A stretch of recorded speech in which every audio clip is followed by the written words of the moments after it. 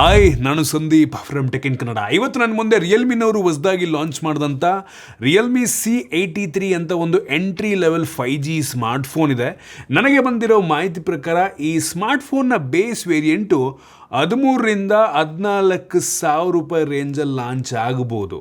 ನಾನಿವತ್ತು ಈ smartphone unbox ಮಾಡಿ ಯೂಸ್ ಮಾಡಿ ನನ್ನ ಎಕ್ಸ್ಪೀರಿಯನ್ಸ್ ನಿಮ್ಮ ಹತ್ರ ಶೇರ್ ಮಾಡ್ತೀನಿ. ಏನು ಚೆನ್ನಾಗಿದೆ, ಏನು ಚೆನ್ನಾಗಿಲ್ಲ, ಈ ಪ್ರೈಸ್ ರೇಂಜಿಗೆ ಪರ್ಚೇಸ್ ಮಾಡ್ಬೋದಾ, ಕಂಪ್ಲೀಟ್ ಮಾಹಿತಿಯನ್ನು ತಿಳಿಸ್ಕೊಡ್ತೀನಿ. ಅದಕ್ಕಿಂತ ಮುಂಚೆ ನೀವಿನ್ನು ನಮ್ಮ tech in Kannada YouTube channel subscribe ಮಾಡ್ಕೊಂಡಿಲ್ಲ ಅಂದರೆ ಈಗಲೇ ಸಬ್ಸ್ಕ್ರೈಬ್ ಮಾಡ್ಕೊಳ್ಳಿ ಮತ್ತು ಬೆಲ್ ಐಕಾನ್ ಕೂಡ ಕ್ಲಿಕ್ ಮಾಡ್ಬೋದು. ಫಸ್ಟ್ ಈ ಫೋನನ್ನು ಅನ್ಬಾಕ್ಸ್ ಮಾಡೋಣ. ಬಾಕ್ಸ್ ಓಪನ್ ಮಾಡಿದ ತಕ್ಷಣ ಇನ್ನೊಂದು ಬಾಕ್ಸ್ ಇದೆ.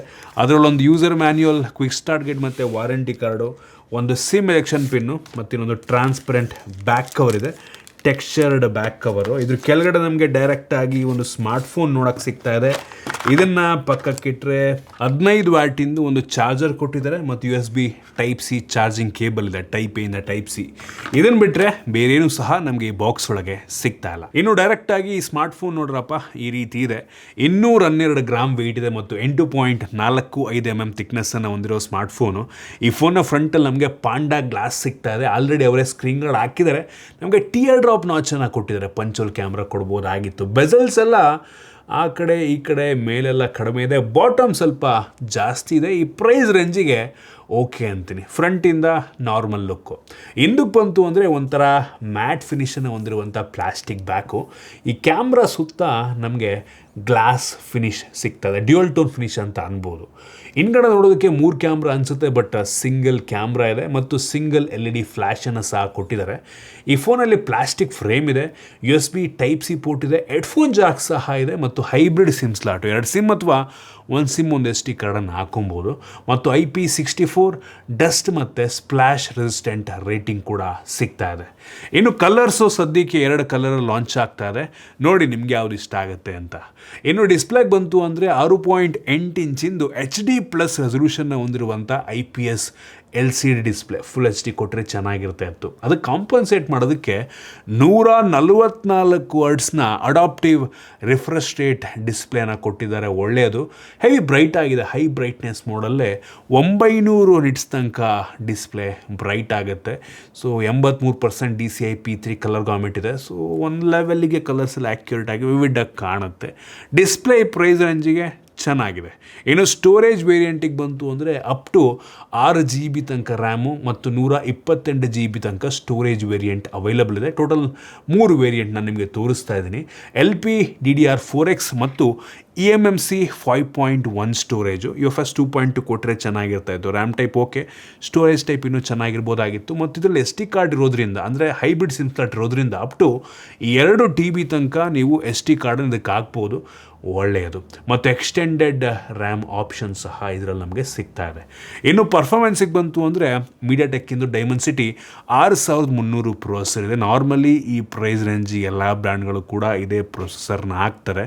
ನಾವು ಒಂಥದ್ದು ಬೆಂಚ್ ಮಾರ್ಕನ್ನು ಚೆಕ್ ಮಾಡ್ದಂಗೆ ಸುಮಾರು 5.5 ಲಕ್ಷ ಬೆಂಚ್ ಮಾರ್ಕ್ ಸ್ಕೋರನ್ನು ಕೊಡ್ತಾ ಇದೆ. Okay, entry level 5G processor ಆಯಿತಾ. ಈ ಪ್ರೈಸ್ ರೇಂಜಿಗೆ ಆಲ್ಮೋಸ್ಟ್ ಯಾವ ಫೋನ್ ತೊಗೊಂಡ್ರೂ ಕೂಡ ಸಿಮಿಲರ್ ಪರ್ಫಾರ್ಮೆನ್ಸಸ್ ಸಿಗುತ್ತೆ. ಈ ಬೆಂಚ್ ಮಾರ್ಕ್ ಮಾಡೋ ಟೈಮಲ್ಲಿ ನಾವು ಬ್ಯಾಟ್ರಿ ಡ್ರೈನ್ ಮತ್ತು ಟೆಂಪ್ರೇಚರ್ ವೇರಿಯೇಷನ್ ಚೆಕ್ ಮಾಡೋದು, ಎರಡೂ ಕೂಡ ತುಂಬ ಕಡಿಮೆ ಇದೆ. ಎಲ್ಲೂ ಕೂಡ ಹೀಟ್ ಆಗುತ್ತೆ ಅನ್ನಿಸ್ಲಿಲ್ಲ. ಬ್ಯಾಟ್ರಿ ಕೂಡ ಅಷ್ಟೇ, ಒಂದು 4% ಡ್ರೈನ್ ಆಯಿತು ಅಷ್ಟೇ. ಮತ್ತು ಗೀಕ್ ಬೆಂಚ್ ಸ್ಕೋರ್ನ ಕೂಡ ನಾನು ನಿಮಗೆ ತೋರಿಸ್ತಾ ಇದ್ದೀನಿ. ಇನ್ನು ಗೇಮಿಂಗ್ ಟೆಸ್ಟನ್ನು ಸಹ ಮಾಡ್ತೀವಿ. ಫಸ್ಟ್ ಆಫ್ ಆಲ್ ಇದು ಗೇಮರ್ಸ್ಗಳಿಗಲ್ಲ ಆಯಿತಾ. ಸೊ ಹೌದು, ಬೇಸಿಕ್ ಗೇಮನ್ನು ಒಂದು ಲೆವೆಲಿಗೆ ಮಿಡ್ ಲೆವೆಲಿಗೆ ಆಡ್ಕೊಬೋದು. BGMIನಲ್ಲಿ ಸ್ಮೂತಲ್ಲಿ ಎಕ್ಸ್ಟ್ರೀಮ್ ತನಕ ಹೋಗುತ್ತೆ, ಪ್ಲೇಯಬಲ್ ಇದೆ. HDRಲ್ಲಿ ಅಪ್ ಟು ಅಲ್ಟ್ರಾ ತನಕ ಹೋಗುತ್ತೆ. ಸೊ ಇದು ಸ್ವಲ್ಪ ಕಷ್ಟ ಆಡೋದು ಹೈ ಸೆಟ್ಟಿಂಗಲ್ಲಿ. ಸೊ ಎನಿಮೀಸ್ ಬಂದರೆ ಹೆವಿ ನಿಮಗೆ ಫ್ರೇಮ್ ಡ್ರಾಪ್ ಫೀಲ್ ಆಗಬಹುದು.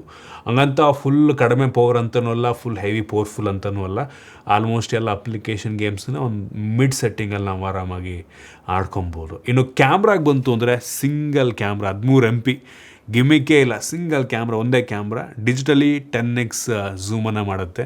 ಸೊ ಅಟ್ಲೀಸ್ಟ್ 50 MP ಕ್ಯಾಮ್ರಾ ಕೊಟ್ಟರೆ ಚೆನ್ನಾಗಿರ್ತಿತ್ತು. ಬರೀ 13 MP ಆಗಿರೋದ್ರಿಂದ ನೀವು ಝೂಮ್ ಮಾಡಿದ್ರು ಕೂಡ ಕ್ವಾಲಿಟಿ ಅಷ್ಟೊಂದು ರೀಟೇನ್ ಆಗಿಲ್ಲ. But actually photo samples output ಒಂದು ಲೆವೆಲ್ಗೆ ಚೆನ್ನಾಗಿದೆ ಅಂತ ಅನ್ನಿಸ್ತು ಆಯಿತಾ. ಈ ಪ್ರೈಸ್ ರೇಂಜಿಗೆ ಬೆಲೆಗೆ ತಕ್ಕ ರೀತಿಯಲ್ಲೇ ಇದೆ ಆಯಿತಾ. ಕ್ಲಾರಿಟಿ ಸ್ವಲ್ಪ ಪ್ರೋಸೆಸ್ ಮಾಡಿ ಔಟ್ಪುಟ್ ಎಲ್ಲ ಒಂದು ಲೆವೆಲ್ಗೆ ಚೆನ್ನಾಗಿ ಬರ್ತಾಯಿದೆ ಅಂತ ಅನ್ನಿಸ್ತು. ಸಿಂಗಲ್ ಕ್ಯಾಮ್ರಾ ಬೆಂಕಿ. ಇನ್ನು 5 MP ಸೆಲ್ಫಿ ಕ್ಯಾಮ್ರಾ ಇದೆ. ಇದು ಕೂಡ ಪರವಾಗಿಲ್ಲ, ಒಂದು ಲೆವೆಲ್, ಅಷ್ಟೊಂದು ವೈಡ್ ಇಲ್ಲ, ಒಂದು ಲೆವೆಲಿಗೆ ವೈಡ್ ಆಗಿದೆ. ಕ್ಲಾರಿಟಿ ಕೂಡ ಪರವಾಗಿಲ್ಲ, ಸ್ಯಾಂಪಲ್ ನಾನು ನಿಮಗೆ ತೋರಿಸ್ತಾ ಇದ್ದೀನಿ. ಸೊ ಕ್ಯಾಮ್ರಾ ಬೆಲೆಗೆ ತಕ್ಕರೆ ಇನ್ನೂ ಇಂಪ್ರೂವ್ ಮಾಡ್ಬೋದಾಗಿತ್ತು.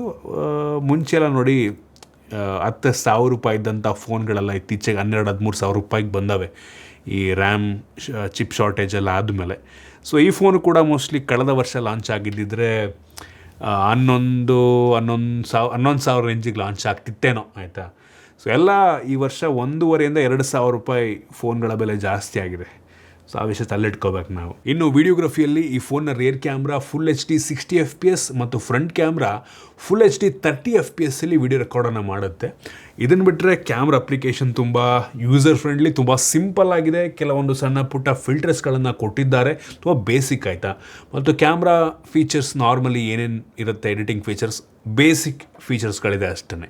ಇನ್ನು ಸೆಕ್ಯೂರಿಟಿಗೆ ಬಂತು ಅಂದರೆ side mounted finger print sensor, face unlock ಇದೆ ಮತ್ತು Widevine L3 security, L1 ಅಲ್ಲ L3. ಸೊ ನೆಟ್ಫ್ಲಿಕ್ಸ್ ಪ್ರೈಮಲ್ಲಿ HD ಕಂಟೆಂಟನ್ನು ಪ್ಲೇ ಮಾಡೋದಕ್ಕೆ ಆಗೋದಿಲ್ಲ. ಇನ್ನು OS ಬಂತು ಅಂತ ಅಂದರೆ ಆ್ಯಂಡ್ರಾಯ್ಡ್ 16 ಬೇಸ್ ಆಗ್ತಿರುವಂಥ Realme UI 7 ನಮಗೆ ಸಿಗ್ತಾ ಇದೆ. ನಮಗೆ ಇದರಲ್ಲಿ ತುಂಬ ಬೇಸಿಕ್ AI ಫೀಚರ್ಗಳು, ಆಯಿತಾ. ಸೊ AI ಸ್ಮಾರ್ಟ್ ಲೂಪ್ ಆಗಿರ್ಬೋದು, ಜೆಮಿನೈ ಇದ್ದೇ ಇರುತ್ತೆ, ಸರ್ಕಲ್ಡು ಸರ್ಚ್ ಇದೆ ಮತ್ತು AI ಔಟ್ಡೋರ್ ಮೋಡ್ ಇವೆಲ್ಲ ಸಿಗ್ತಾ ಇದೆ. ಸೊ ನೀವೇನಾದರೂ ಡೆಲಿವರಿ ಎಲ್ಲ ಮಾಡ್ತೀರಾ ಅಂದರೆ ನಿಮಗೆ ಈ ಔಟ್ಡೋರ್ ಮೋಡ್ ನಂಗೆ ಅನ್ನಿಸ್ತಂಗೆ ತುಂಬ ಹೆಲ್ಪ್ ಆಗುತ್ತೆ. ಸೊ ತುಂಬ ಬೇಸಿಕ್ ಫೀಚರ್ಸು. OS ಸ್ಮೂತ್ ಆಗಿದೆ, ಸದ್ಯಕ್ಕೊಂದು ತುಂಬ ಆರಾಮಾಗಿ ಕೆಲಸ ಮಾಡ್ತಾಯಿದೆ, ಎಲ್ಲೂ ಕೂಡ ಲ್ಯಾಗ್ ಹೊಡಿತಾಯಿಲ್ಲ. ಆಮೇಲೆ ಯೂಸ್ ಮಾಡ್ತಾ ಹಂಗೆ ಅನ್ನಿಸ್ಬೋದೇನೋ. ಮತ್ತು ಕೆಲವೊಂದು ಬೇಡದಿರೋಂಥ ಅಪ್ಲಿಕೇಶನ್ಗಳಿದ್ದಾವೆ, ಅದನ್ನು ಅನ್ಇನ್ಸ್ಟಾಲ್ ಕೂಡ ನೀವು ಮಾಡ್ಕೊಬೋದು.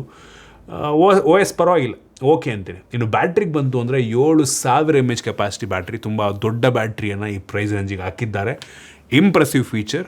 ಮತ್ತು ಬಾಕ್ಸ್ ಒಳಗೆ 15 ವ್ಯಾಟಿಂದು ಚಾರ್ಜರ್ ಇದೆ, ಸೊ ಸ್ಲೋ ಆಗಿ ಚಾರ್ಜ್ ಆಗುತ್ತೆ. ಸ್ಪೀಕರಿಗೆ ಬಂತು ಅಂದರೆ ಮೋನೋ ಸ್ಪೀಕರ್ 300%ಗೆ ವಾಲ್ಯೂಮು ಬೂಸ್ಟ್ ಕೂಡ ಆಗುತ್ತೆ. ಸೊ ಹೆಡ್ಫೋನ್ ಜಾಕ್ಸ್ ಹಾಕ್ಕೊಟ್ಟಿದ್ದಾರೆ, ಒಳ್ಳೆಯದು. ಕನೆಕ್ಟಿವಿಟಿಯಲ್ಲಿ ವೈಫೈ 5 ನಮಗೆ ಸಿಗ್ತಾ ಇದೆ, ಬ್ಲೂಟೂತ್ 5.3 ಸಹ ಇದೆ ಮತ್ತು 9 5G ಬ್ಯಾಂಡ್ಗಳು ಸಪೋರ್ಟ್ ಆಗುತ್ತೆ. ಸೊ ಅವಶ್ಯಕತೆ ಇರುವಂಥ ಸಣ್ಣ ಪುಟ್ಟ ಬೇಸಿಕ್ ಸೆನ್ಸರ್ಸನ್ನು ಹಾಕಿದ್ದಾರೆ. ಇದಿಷ್ಟು ಈ ಫೋನಿಂದು ಕೆಲವೊಂದು ಮೇನ್ ಫೀಚರ್ಸ್. ನೋಡಿ, ಈ ಫೋನು ಒಂದು ಎಂಟ್ರಿ ಲೆವೆಲ್ ಸ್ಮಾರ್ಟ್ ಫೋನು, ಆಯಿತಾ. 13,500 ರೂಪಾಯಿಗೆ ಲಾಂಚ್ ಆಗಿದೆ. ಹೇಳದ್ನಲ್ಲ, ಈ ವರ್ಷ ಎಲ್ಲ ಬ್ರ್ಯಾಂಡ್ ಅವರು ಫೋನ್ ರೇಟನ್ನು 1,500-2,000 ರೂಪಾಯಿ ಜಾಸ್ತಿ ಮಾಡಿದ್ದಾರೆ. ಸೊ ಈ ಫೋನ್ನ ಆ್ಯಕ್ಚುಯಲ್ ಬೆಲೆ ನೋಡೋದಕ್ಕೆ ಹೋದರೆ 11,000 ರೂಪಾಯಿ. ಈ ವರ್ಷ ಎಲ್ಲ ರೇಟ್ ಜಾಸ್ತಿ ಆಗಿರೋದ್ರಿಂದ 13,500 ರೂಪಾಯಿಗೆ ನಂಗೆ ಅನ್ನಿಸ್ತಂಗೆ ಲಾಂಚ್ ಆಗ್ಬೋದು, ನನಗೆ ಬಂದಿರೋ ಮಾಹಿತಿ ಪ್ರಕಾರ. ನೋಡೋಣ, ಬ್ಯಾಂಕ್ ಆಫರ್ ಏನಾರು ಕೊಟ್ಟರು ಅಂದರೆ ಇನ್ನೂ ಸ್ವಲ್ಪ ಕಡಿಮೆ ಆಗ್ಬೋದೇನೋ, ಆಯಿತಾ, ಗೊತ್ತಿಲ್ಲ. ಒಟ್ಟಿನಲ್ಲಿ 13,500 ರೂಪಾಯಿಗೆ ಈ ಫೋನ್ ಲಾಂಚ್ ಆಗ್ತಾಯಿದೆ. ನೋಡಿ, ನಿಮಗೆ ಈ ಬ್ರ್ಯಾಂಡಲ್ಲಿ ಸ್ಪೆಸಿಫಿಕೇಷನ್ ಓಕೆ ಆಯಿತು ಅಂದರೆ ಒಂದು ಆಪ್ಷನ್ ಇಟ್ಕೊಬೋದು. ಇದರಲ್ಲಿ ಚೆನ್ನಾಗಿರೋ ಫೀಚರ್ ಅಂದರೆ, ಟಾಪ್ ಫೀಚರ್ ಅಂತ ಅಂದರೆ, ಒಂದು ನಿಮಗೆ ಡಿಸ್ಪ್ಲೇ ರಿಫ್ರೆಶ್ ರೇಟ್ ದೊಡ್ಡದಾಗಿದೆ, ಜಾಸ್ತಿ ಇದೆ, ಮತ್ತು ಬ್ಯಾಟ್ರಿ ದೊಡ್ಡದಾಗಿದೆ. ಸೊ ಇವೆರಡು ನಂಗೆ ಅನ್ನಿಸ್ತಂಗೆ ಯುನೀಕ್ ಫೀಚರ್ಸ್ ಈ ಫೋನ್ಲಿರೋಂಥದ್ದು. ಸೊ ಇಷ್ಟು ಈ ಫೋನ್ ಬಗ್ಗೆ ನನ್ನ ಆನೆಸ್ಟ್ ಒಪಿನಿಯನ್. ನಿಮಗಿದ್ರ ಬಗ್ಗೆ ಅನ್ನಿಸ್ತು ಕಾಮೆಂಟ್ ಮಾಡಿ, ಇಷ್ಟ ಆಗಿದ್ದರೆ ಲೈಕ್ ಮಾಡಿ, ಶೇರ್ ಮಾಡಿದ ರೀತಿ ನಮ್ಮ ಬೇರೆ ಬೇರೆ ವೀಡಿಯೋಗಳಿಗೆ ನಮ್ಮ tech in Kannada YouTube channel subscribe ಮಾಡ್ಕೊಂಡಿಲ್ಲ ಅಂದರೆ ಈಗಲೇ ಸಬ್ಸ್ಕ್ರೈಬ್ ಮಾಡ್ಕೊಳ್ಳಿ ಮತ್ತು ಬೆಲ್ ಐಕಾನ್ ಕೂಡ ಕ್ಲಿಕ್ ಮಾಡ್ಬೋದು. ಸಿಗೋಣ ಮತ್ತೆ ಮುಂದಿನ ವೀಡಿಯೋದಲ್ಲಿ.